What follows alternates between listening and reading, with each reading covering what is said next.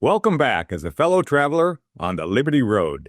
I'm Dave Patterson, and I cover national security and foreign policy for Liberty Nation News. Well, on January 3rd, Americans were treated to one of the most compelling demonstrations of U.S. military capability in U.S. history.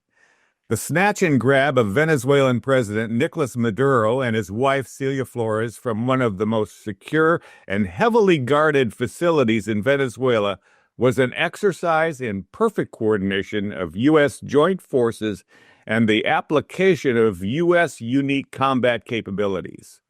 Maduro and his wife are now in U.S. custody in a Brooklyn, New York prison, and Venezuela is moving toward a more cordial relationship with the United States.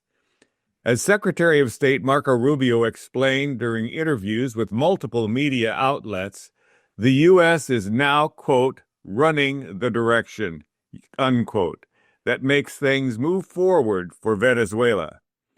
To ensure that progress toward a freer democratic government is moving in the right direction, the U.S. has maintained pressure on the interim Venezuelan leadership with continuing military presence, including the armada of warships and aircraft in the Caribbean and the seizing of sanctioned Venezuelan oil tankers.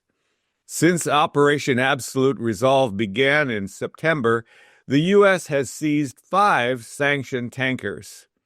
Trump has asserted that the U.S. will manage the Venezuelan oil business with the help of major oil companies so that the sale of the petrol will benefit the U.S. and oil companies and the people of Venezuela. President Trump met with CEOs and heads of major oil companies recently to work out how the future of Venezuela's oil reserves, estimated to be over 300 billion barrels, can be exploited in a way that profits can be made and the people of Venezuela can benefit. The door is now open to rid Venezuela of Iran-supported Hezbollah terrorists who took over Margarita Island in Venezuela, as well as the transnational criminal terrorist organizations and cartels running rampant in Venezuela. The removal of Maduro has created an opportunity for Venezuelans to achieve stability and a productive, freer life. I'm Dave Patterson, and thank you for joining me as a fellow traveler on the Liberty Road.